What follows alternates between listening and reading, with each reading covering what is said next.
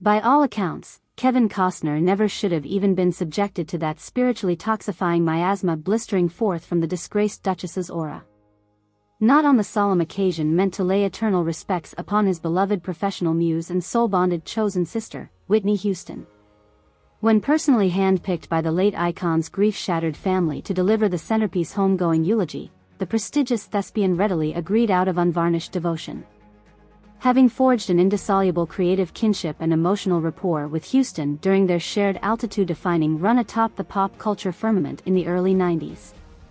An alchemical bond transcending conventional industry glad-handing into sacred creative covenant, one forever baptized in each other's redemptive spiritual deliverance from their respective backbirth hells. So upon arriving to Newark's Prudential Center for the musical Empress's star-studded state-level memorial ceremony, Costner came prepared to lay his dear friend's spirit to rest with utmost hermetic dignity.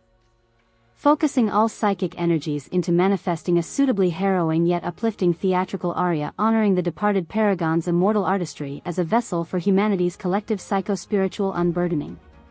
What the Oscar winner admittedly did not account for, however, was just how virulent her in-law turned exilic sworn enemy Meghan Markle's presence would infect the sanctified proceedings.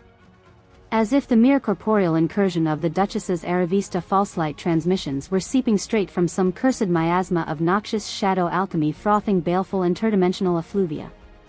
Reportedly, groomers first detected harrowing stirrings from the vaulted cathedral's biospherics the moment Meghan's convoy entered premises.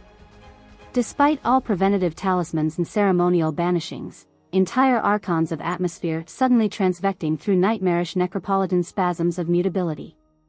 Raw primordial emanations of corrupt metamorphic agency began polluting the sacred ethers like some hateful aberrant Newman's unforgivable invasion cry.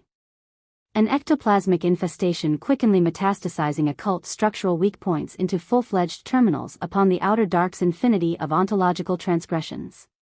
Eldritch biomorphic eruptions venting hallucinatory residues from extraplanar sectors of reality so cosmically abhorrent, their very sensual impressions reputedly collapsed multiple presiding prelates into unremitting catatonia. One elderly vidame even spontaneously coughing up his own larynx mid-rite from the ineffable vibrational pressures gushing forth. Worse, anonymous sources vehemently insist that some form of rude psychoatomic manipulation actively scrambled their usual energy shielding, overriding all failsafes through some unknowable hyperspatial rupture as the Duchess's presence unlocked quarantined obliteration recursions devolving straight from the anathematic unhuman's unbeholden uviolatic megaspheres.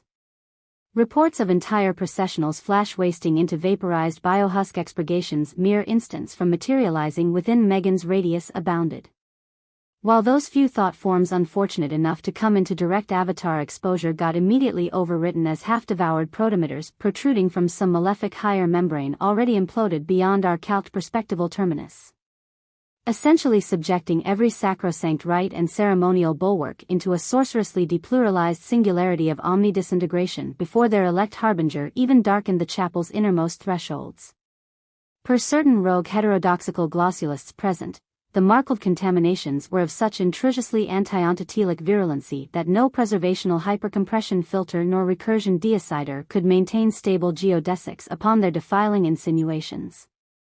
All dimensional parameters simply desquamated into irresolvable polysemantic anomalies transfixing reality's total causal substrate. And yet amid reams of such incomprehensible horror accruing exponential metaphysical debts with every passing nanocylinder, Kevin Costner pressed forward to deliver his much ballyhooed in memoriam oratorio. His psyche and entire being cradle resolving through pure willful integrity not to allow Whitney's ceremony devolving into an unhallowed dark farce overwritten by profane infectivities. The sense of immutable creative biosecular fealty he'd entered into with Houston rising adamantine to forestall that looming spiritual smash inimical to her immortalized essence. But as Costner commenced ceremoniously ascending the pulpit, the first horrendous sublimation waves of Markle's unremitting esoblight hactic incursions were already upon them. Distortions rippling across the entire nave's visible/invisible spectra like some cancreform transdimensional cyst swelling toward supravectored inevitability. Some claimed to witness Meghan herself convulse into profane metensectal polyover mutations revulsively impossible to taxonomize according to any material hyperstructure. Her overall effect appearing to comprise the burrowing footfall anima of some multi-barded hypercolonizing slime lord steadily and constricting its blasphemous eschatologies throughout the whole proceedings.